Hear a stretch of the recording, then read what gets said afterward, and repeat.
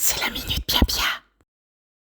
Hello, bonjour, magnifique, sublime, beautiful, unique créature céleste. Quel bonheur de pouvoir vous parler aujourd'hui. C'est Félicité, c'est la Minute Pia Pia. Comment allez-vous? Est-ce que vous avez passé une semaine qui vous a satisfait? Est-ce que vous avez débloqué des choses? Parce que franchement, quand je vous ai dit que j'ai tellement débloqué des choses, j'ai tellement fait rentrer des rushs d'énergie que ma tablette fonctionne plus, que j'ai eu des dysfonctionnements en fait de mes appareils électroniques, tellement il devait y avoir un petit bouchon d'énergie qui a sauté. Donc, mais bon, écoutez, hein, ces choses-là, ça se répare, c'est pas grave, mais c'est le signe qu'il y avait vraiment besoin de débloquer ce petit truc là, comme je vous l'ai dit la dernière fois. Donc j'espère que vous avez pu essayer de le faire. Je sais que ça n'est pas évident à faire comme exercice, mais je vous encourage à le faire. Sur des petites choses du quotidien, des petites choses qui vous embêtent et qui bloquent, et qui tournent comme ça dans votre tête et qui du coup vous empêchent de vous concentrer sur d'autres choses. Ça vous permet de... Oups, allez. Alors justement, dans la même veine, je me permets, j'espère que la personne va pas être blessée que je passe par la vidéo, de répondre à une question que j'ai reçue par mail. Comment on reconnaît un signe? En fait, c'est quelqu'un qui m'avait écrit sur des tas d'autres sujets et puis qui a justement fait des exercices qui lui ont été proposés et des soins et qui a constaté qu'il y a des choses qui se passaient dans sa vie et elle voulait savoir si c'était des signes ou si c'était des vues de son esprit ou etc. Ou si elle voyait ces choses-là parce que justement c'était les choses qui l'intéressaient. Alors c'est un peu de tout ça, donc on va en parler si vous voulez bien parce que c'est vrai que c'est important. Je vous ai fait il y a quelque temps une vidéo sur le SAR, c'est-à-dire ce système qui est en nous, qui est reconnu maintenant scientifiquement, qui fait que, je reviens un petit peu brièvement dessus, dans une journée, vous avez au moins 6 millions de pensées et de prises de conscience en fait qui vous traversent. 6 millions. Nous savons maintenant que notre cerveau enregistre tout. Nous avons une boîte noire qui enregistre tout. Mais ça ne veut pas dire que tout est pris en conscience, tout est pris en considération. C'est la différence entre voir quelque chose et regarder quelque chose. Vous voyez ce que je veux dire? Voir, c'est-à-dire ça passe devant nos yeux, ok, c'est là. On peut noter ou pas qu'il y a quelque chose, mais c'est passé devant nos yeux. Regarder, on place notre intention, on place notre conscience. Donc, 6 millions de pensées, vous pensez bien, oh le jeu de mots, que vous ne pouvez pas vous arrêter sur toutes, c'est impossible. Donc ce système, le SAR, permet d'utiliser justement là où va votre intérêt pour dire, par exemple, je vais parler d'un exemple totalement random comme ça. On va parler d'une dame qui voudrait créer une boutique pour vendre des vêtements.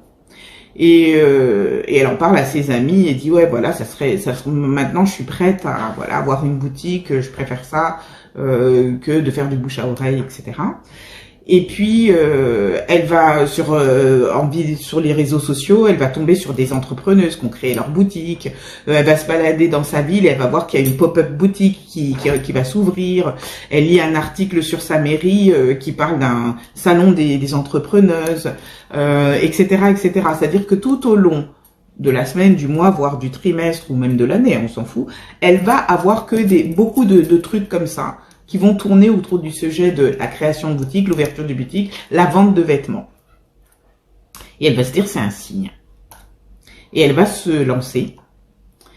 Et ça fonctionne ou pas, on s'en fout. Mais en tout cas, elle va se lancer. Ok. Le truc, c'est qu'elle a dit à ses amis, quand elle raconte son aventure, elle va dire, pour moi, c'était clairement un signe qu'il fallait que je me lance là-dedans. Je fais une petite pause dramatique, parce que je suis comédienne déjà, merci beaucoup, clap, clap, clap. Mais surtout aussi parce que ce que je vais dire, ça risque de décevoir des gens. C'est pas un signe. C'est le SAR. C'est-à-dire que justement, parmi les 6 millions de choses qui peuvent retenir sa pensée tout au long de la journée, le SAR comprend que le sujet qui est important pour elle en ce moment, c'est cette boutique de vêtements qu'elle veut créer, Donc, il va trier parmi toutes les informations que cette femme va avoir au fur et à mesure des jours, il va trier et faire en sorte qu'elle prenne conscience, justement, qu'elle regarde ou entende tout ce qui touche à ce domaine-là. Le SAR, si vous voulez, ça va être l'algorithme, en quelque sorte. Il va lui servir ce qui concerne le sujet vers lequel elle a porté son attention et qui, du coup, rayonne de cette énergie-là, hein, qu'elle a activée. C'est pour ça que c'est pas un signe. Alors, vous allez me dire, dans ce cas-là, ça serait quoi un signe? Un signe, ça serait de se poser et de se dire, bon voilà, moi je fais tous ces vêtements, je fais ces trucs, je suis fatiguée de bouche à oreille, pour moi ça n'est pas suffisant, j'aimerais passer à une étape différente, plus intéressante pour moi et peut-être qui va produire plus d'argent et puis augmenter ma clientèle, etc. À toi de voir et de dire comment je peux m'y prendre, comment est-ce que ça peut s'améliorer, qu'est-ce qu'il y a de mieux pour moi dans ce domaine. Et c'est tout. Vous voyez que je n'ai pas parlé de boutique, j'ai pas parlé de vente en ligne, pas parlé d'avoir un partenaire. Qu'est-ce qui est, comment, on commence par comment, et qu'est-ce que, et c'est tout. Ça, c'est une façon d'activer un signe. Et le signe viendra plus tard avec peut-être un coup de fil qu'elle a de Tata Maïmouna, par exemple, qui lui dit « Oh, mais dis donc, j'ai une amie qui a une boutique, là, machin et tout, elle a créé ça, mais toute seule, ça l'embête, surtout que elle n'est pas tout le temps disponible et tout. Elle chercherait quelqu'un pour le truc. Est-ce que toi, tu connaîtrais quelqu'un qui pourrait, comme tu faisais dans la couture, là? Ça peut être ça. Ça peut être tout d'un coup elle reçoit dans le flot de mail qu'elle a de mailing et tout, il y a un concours dans la ville de ci, de ça, et puis on offre à la personne la possibilité de se lancer à son compte dans le truc avec les soutiens non seulement financiers mais surtout logistiques et les conseils en matière d'entrepreneuriat. Ça peut être plein de choses. Ça peut être que tiens, on va lui proposer de faire un voyage avec un groupe de copines. Elle va partir avec ce groupe et puis c'est peut-être à l'étranger et à l'étranger elle va rentrer dans une boutique et elle va discuter, c'est une boutique qui est magnifique, qui lui plaît beaucoup et l'autre va lui dire ouais c'est un concept, c'est une boutique participative, on a fait ci, fait ça et elle se dit voilà. Ça peut être beaucoup de choses, là j'imagine c'est des trucs que m'envoie mon ange, mais il y a énormément de moyens par lesquels on va lui dire tu peux vendre tes vêtements ou tu peux te faire connaître sans avoir forcément besoin toi de créer ton truc.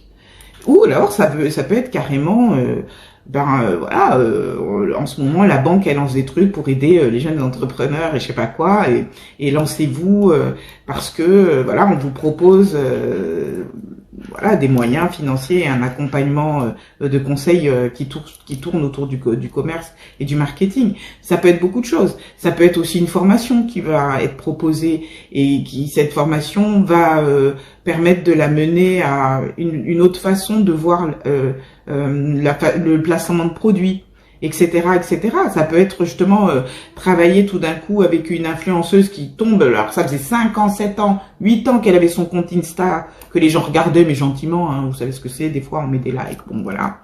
Et moi j'essaye en général de commenter, mais j'y arrive pas tout le temps, mais je trouve que c'est quand même plus riche quand on trouve le temps de donner ça. C'est un don qui nous coûte pas beaucoup et c'est une énergie qui fait du bien énorme à l'autre. Mais ça, bon. Elle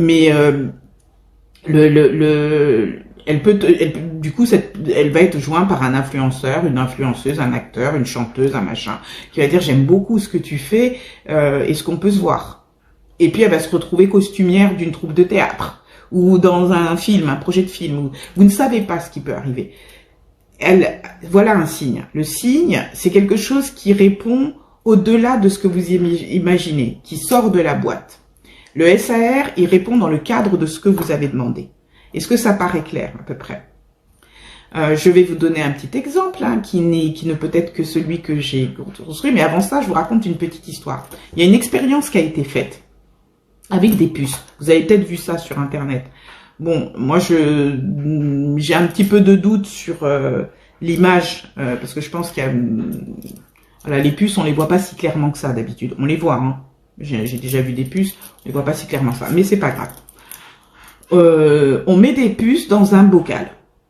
Alors, ça saute de partout, hein, c'est que ça. On va imaginer que le bocal, il a cette hauteur là, vous voyez. Donc les puces, elles vont sauter sur cette hauteur à chaque fois. On referme le bocal. Bon, il y a des petits trous pour qu'elles puissent respirer, mais pas suffisamment pour qu'elles s'enfuient. Donc on les voit, elles sautent, ding, ding, ding, ding, ding. Alors je sais plus combien de temps il les laisse comme ça. Hein. Je pense que c'est quelques jours ou une semaine, je sais plus. Après, on enlève le couvercle et on remarque que dans le bocal, elle continue à faire ça. Personne ne sort. Elle continue à faire ça. Après, on prend les puces, on renverse le contenu du bocal sur une table, voilà, et les puces, elles continuent à faire ça. Ce que cette étude a montré, c'est que déjà, à partir du moment où on a fixé un cadre à ces puces-là, elles n'ont plus été capables d'imaginer sortir de ce cadre, que quelque chose puisse exister pour elles en dehors de ce cadre, d'avoir la possibilité de se développer et de sortir, de sauter hors du cadre. Ça, c'est la première chose. Mais la deuxième chose que j'ai trouvé le plus intéressant, c'est qu'elles transmettent cette information-là à la génération d'après, qui elle aussi ne sautera pas plus haut que ça. Hein, ça fera toujours ça. C'est-à-dire que du coup, on transmet cette notion de limitation à la génération qui vient. Nous faisons la même chose. On nous montre des puces, on fait la même chose. On a vu ça aussi avec des chevaux, hein, on met un piquet, une corde, on les attache dans un champ, et puis un jour, on enlève le piquet, on laisse la corde et le cheval bouge pas, et puis après, on enlève la corde et le cheval bouge plus.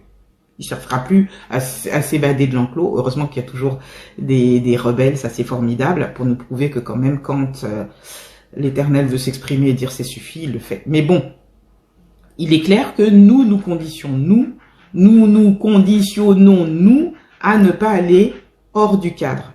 Donc, cherchez des signes par rapport à quelque chose que vous avez quand même rendu assez précis et que vous avez mis dans un cadre donné, c'est être comme ces puces dans un bocal. C'est en fait, bien sûr que vous aurez une réponse à ce que vous voulez, mais la réponse sera dans le cadre de ce que vous avez demandé. Autrement dit, ça ne sera pas quelque chose qui sera du domaine de l'expansion. Et l'expansion, c'est divin. Donc, ce sera quelque chose qui sera de votre énergie, bravo, c'est quand même déjà énorme, mais ça sera pas forcément tout à fait le flot divin qui passe à travers. Le flot divin, il est abondant, il est phénoménal.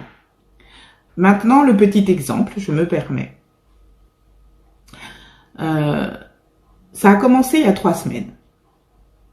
C'est très simple. Là, en ce moment, je suis en train de travailler et sur un projet, je suis régulièrement dessus, je travaille beaucoup, même quand je vais à la salle de sport, je suis sur mon projet, je suis tout le temps en train de travailler, etc. Ça me passionne, ça demande de se former, la formation, elle est assez dense, mais j'y suis. Ça me fait vraiment plaisir. Je tombe sur une première vidéo, parce que voilà, je regarde les contenus sur les médias sociaux. Je tombe sur une première vidéo où un monsieur parle de ça, du burn-out au travail, etc. Et que la solution pour lui, ça avait été de jouer. De trouver le temps de jouer, de retrouver son esprit d'enfant. Et c'est ce qui l'a aidé à sortir le cercle dans lequel il s'était enfermé mentalement. Et à repomper si vous voulez, du nouveau dans sa vie, et ce qui a fait qu'il s'est orienté différemment professionnellement, et que maintenant il fait quelque chose qui touche toujours au métier qu'il faisait, mais qui le rend plus heureux, et dans lequel il a inclus le jeu. Ok, sympa, il n'y a pas de souci, j'ai trouvé ça cool. Mais j'ai pas plus fait attention que ça, j'ai trouvé ça intéressant, sympa, voilà, puis je me suis dit, moi aussi je joue aux jeux vidéo, donc ouais, je te reconnais bien, quoi. Après, quelques temps après, j'ai eu une autre vidéo sur quelqu'un qui expliquait que justement quand il était dans un projet professionnel, alors lui il travaillait dans une start-up, donc c'est comme ça, hein. C'est marche ou crève, faut y aller, quoi. On bosse beaucoup, les start-up on compte pas ses heures. Et il disait pour à un moment donné que des nouvelles idées arrivent, parce que c'est ça. Après on est dans un cercle, on est toujours dans le même truc, on mange, on vit, on respire, c'est que le truc. Et je vous ai dit, moi, mon projet, il commençait à être dans mon univers, et j'adorais ça, et j'adore ça. Mais c'était vraiment clairement, il explique qu'à un moment donné, il s'est dit, ok, si je veux justement insuffler un souffle nouveau, avoir des nouvelles idées, sortir du cadre, hein, out of the box, comme on dit, je vais jouer. J'ai décidé, j'ai compris qu'il fallait que je retrouve cet esprit festif et tout ça et que je joue. Et je dis, ah bah, good for you, man. Moi, je joue aux jeux vidéo, je comprends tout à fait le truc. Et il disait qu'il se programmait des moments où il s'arrêtait puis il regardait un dessin animé qui lui fait du bien ou un épisode de truc qui le fait rire. Je dis, ah bah, moi, c'est carrément ça. C'est-à-dire, tous les jours, il faut que je regarde au moins un épisode de Big Bang Theory pour rigoler. Et puis, en ce moment, je regarde des mangas et tout, voilà. Donc, je me dis, la bonne élève.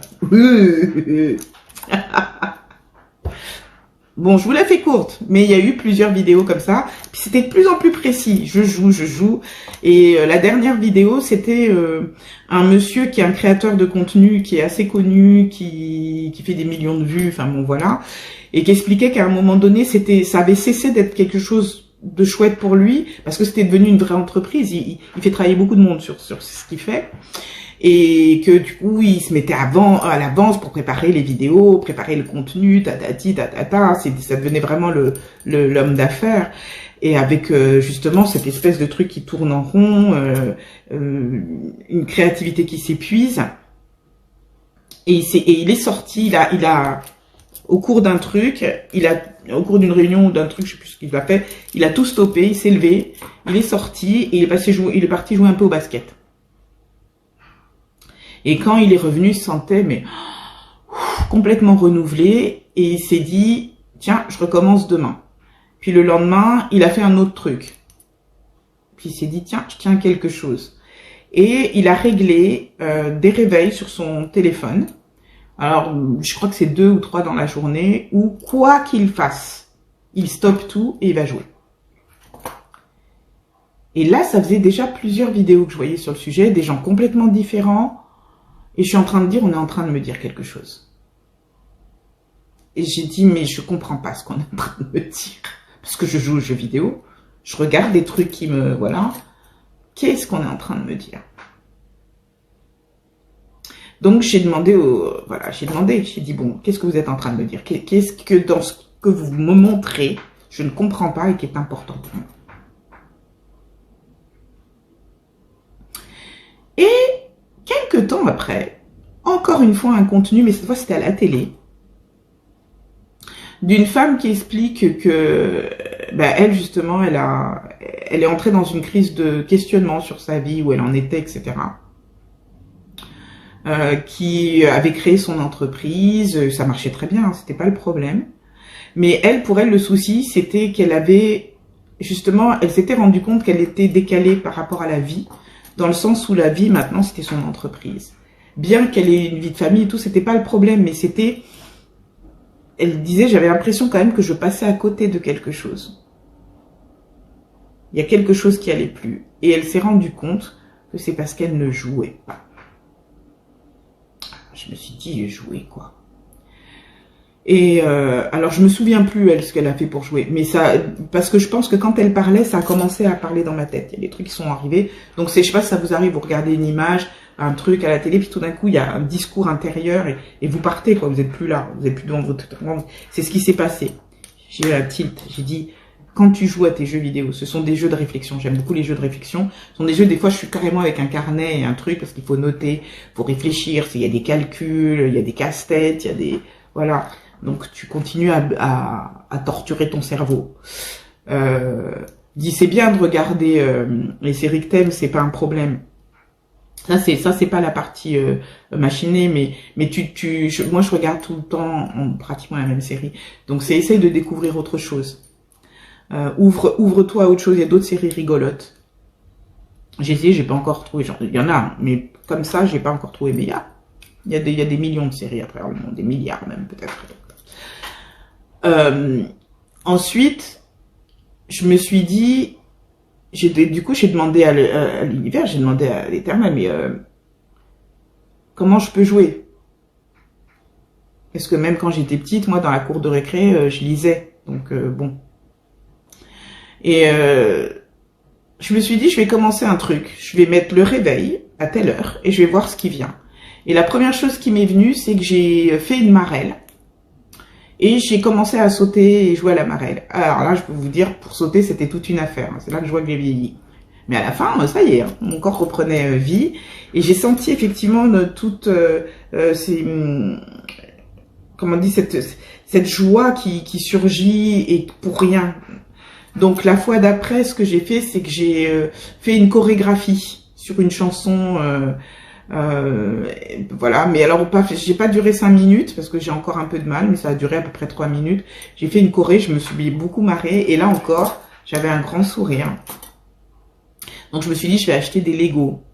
Et puis après, pour acheter les Legos, ça prenait un temps fou. Et je me suis dit, me connaissant, je vais faire des plans pour comment construire mon truc de Lego. Parce que dès que je me suis dit, je vais acheter les Legos, je dis, ah bah tiens, je vais me fabriquer un truc pour mettre mes crayons. Et j'ai compris que non, c'est pas ça qu'on te demande. Il faut justement que tu sortes complètement de ton truc. Alors écoutez, j'ai toujours pas trouvé la solution. Hein, j'ai toujours pas trouvé comment je vais jouer. Mais je sais que c'est vers ça que je tends. Mon petit doigt me dit que bah t'es une actrice, donc peut-être c'est de ça qu'on te parle. Hein, au lieu de mettre ton énergie dans ton travail là que tu es en train de faire, ça serait peut-être bien que tu mettes ton énergie dans ton métier d'actrice. Il y a peut-être un petit message. Je ne sais pas, qu'est-ce que vous en pensez? Bah, tiens, si vous avez des petites réponses et des petites vues, hein, ça, je suis preneuse. Parce que là, je sais qu'on est en train de me mettre le nez dans quelque chose, mais je pense que je vois pas. Je n'entends pas ce truc. Mais voilà, ça c'est un signe. Vous voyez, ça fait 3 semaines que mes guides, l'Éternel, me mettent le nez sur quelque chose systématiquement et avec de plus en plus de précision. C'est-à-dire ils ont utilisé les réseaux sociaux, ils ont utilisé donc la télé, et puis il y a une copine avec laquelle j'ai parlé au téléphone et qui parlait aussi des trucs qu'elle faisait pour son plaisir. Je crois qu'elle va faire elle va aller on a parlé de Japan Expo parce que moi mon rêve, j'ose pas le faire, mais j'aimerais bien jouer à Donjons et Dragons, mais je connais pas de gens, je connais pas de cycle pour ça, et j'aimerais bien aller Japan Expo, hein, pour voir le cosplay. Mon frère fait du cosplay et je l'envie beaucoup parce que j'aurais adoré faire ça.